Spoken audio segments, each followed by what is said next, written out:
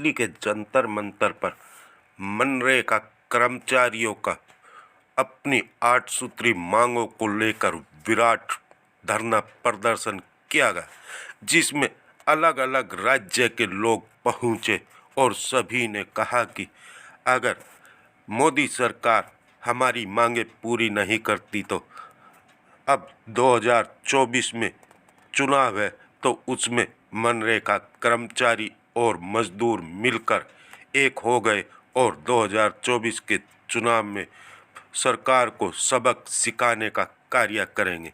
इस मौके पर हमने अखिल भारतीय मनरेगा कर्मचारी महासंघ के राष्ट्रीय अध्यक्ष एवं महासचिव से बात की। आइए हम सुनाते हैं इनका क्या कुछ कहना। क्या कहेंगे? मनरेगा की बार बार आवाज उठाई जाती है, पिछले 17 सालों से आप संघर्ष कर रहे अखिल भारतीय मनरेगा कर्मचारी के द्वारा।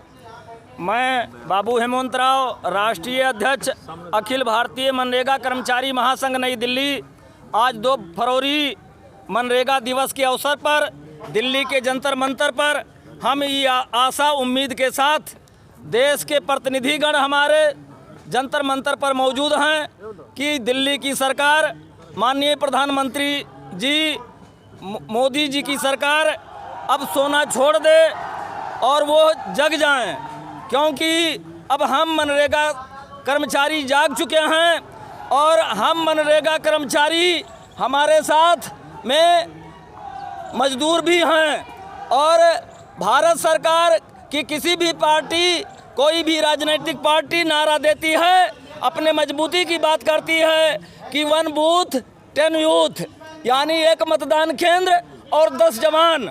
हम चैलेंज करना चाहते हैं भारत की सरकार को और सभी राज्यों की सरकार को कि एक बूथ पर जहां आप 10 जवान तैनात करते हैं, वहीं हमें एक बूथ पर 200 से लेकर के 300, 400, 500 जो है हम मनरेगा के मजदूर हमारे साथ हैं और मनरेगा के मजदूर न्यूनतम मजदूरी में जो है उनसे काम लिया जाता है और 2 महीना 3 महीना बाद भुगतान दिया जाता है।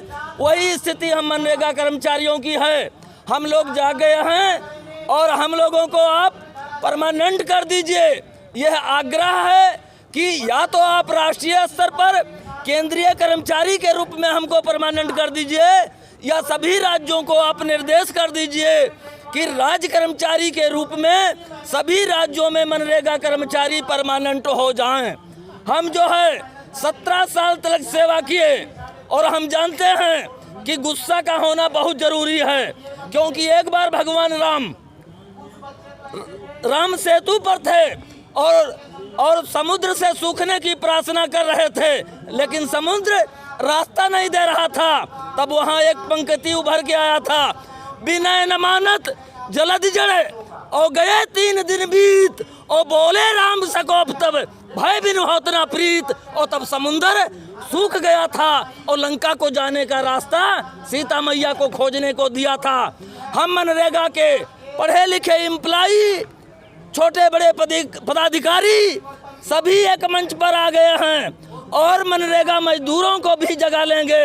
और एक दिन ऐसा आएगा कि हमारा संख्या कई करोड़ है कि हम भारत सरकार का तख्ता पलट सकते हैं। और तब एक नारा आएगा कि जो मनरेगा को बचाएगा वही राज करेगा, ये नारा आएगा।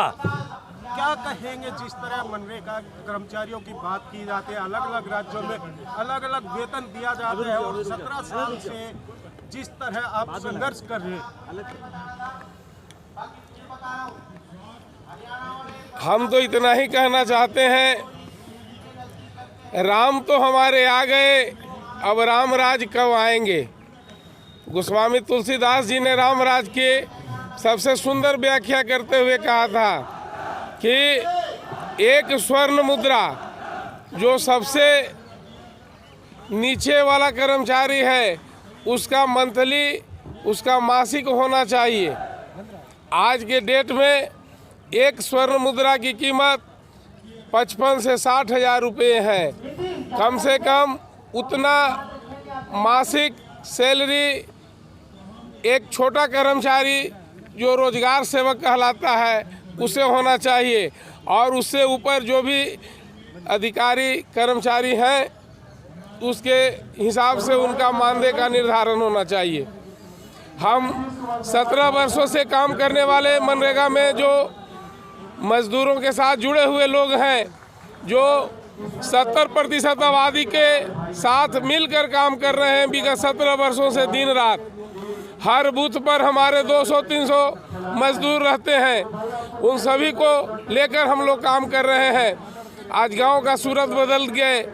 आज मनरेगा के कारण बहुत विकास हुई है, और कोरोना काल में भी भारत जो है अपना अर्थव्यवस्था को बचा के रखा। गांव के लोग भूखे नहीं मरने पाए, मनरेगा का ही चमत्कार था। 1000 से अधिक संशोधन मनरेगा में किया गया कि ये अच्छा से कार्यान्वयन करे, अच्छा इसका हो।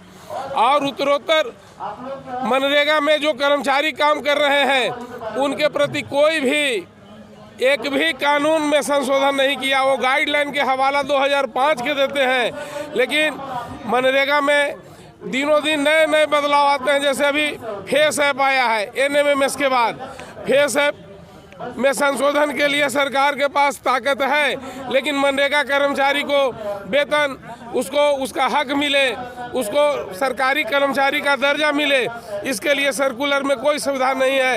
यही दोयम राजनीति, यही दोहरी राजनीति जो है उजागर करती है कि हम इस देश में रहने वाले नागरिक हैं, सबको एक समान के रूप, नेशन फर्स्ट होता है, वन नेशन वन इलेक्शन के बाद होता है, लेकिन वन नेशन वन जो कर्मचारी है उसका एक पेमेंट क्यों नहीं होता है? क्या लग रहा है सरकार मानेगी, क्योंकि इतने सालों से संघर्ष कर रहे हैं? अभी लोकसभा चुनाव आने वाले हैं, और लोकसभा चुनाव के मद्देनज़र सरकार मनरेगा में 86,000 करोड़ का व्यवस्था किया है बजट में। तो हम सरकार से आग्रह करना चाहते हैं कि जो कर्मचारी वर्षों से आपके समक्ष अपनी मांगों को रख रहे हैं, केवल इतना ही कि उनका हक वेतनमान दिया जाए, उनकी नौकरी परमानेंट की जाए, बदले में आप अन्य और काम भी उनसे लीजिए। अगर सरकार नहीं करती, आगे का कदम क्या उठाएंगे? सरकार नहीं करती है, आज शाम में हमारा डेलीगेशन, हमारा कार्यकारिणी नेशनल टीम का बैठक है, एक बड़ा निर्णय लेने के लिए हम लोग फिर विवश होएंगे। किस किस को ज्ञापन दे रहे हैं?